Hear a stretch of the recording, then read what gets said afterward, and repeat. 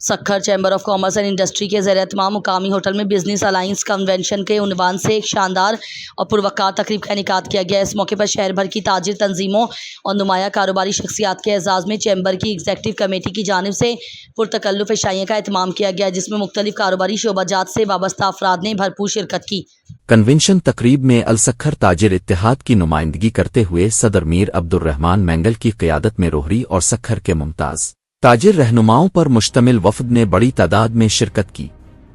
اس موقع پر معروف کاروباری شخصیت اور B O D board of directors کے رکن اعجاز علی بلوچ بھی میر عبدالرحمان مینگل کے ہمراہ موجود تھے۔ تقریب کے مہمان خصوصی federation of Pakistan chambers of commerce and industry کے صدر عاطف اکرام شیخ تھے، جبکہ ان کے ہمراہ ایف پی سی سی آئی کے وائس پریزیڈنٹ بلال وقار خان نے بھی تقریب میں خصوصی شرکت کی۔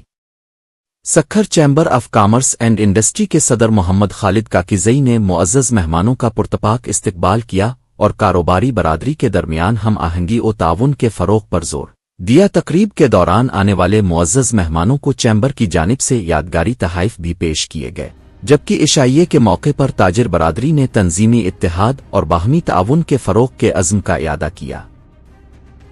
ترجمان مینگل ہاؤس کے مطابق یہ کنونشن سکھر میں کاروباری سرگرمیوں کے فروغ اور تاجر برادری کے مسائل کو اجاگر کرنے کی جانب ایک مثبت قدم ہے، جس سے نہ صرف مقامی سطح پر کاروباری استحکام کو فروغ ملے گا بلکہ چیمبر اور تنظیموں کے درمیان روابط مزید مضبوط ہوں گے۔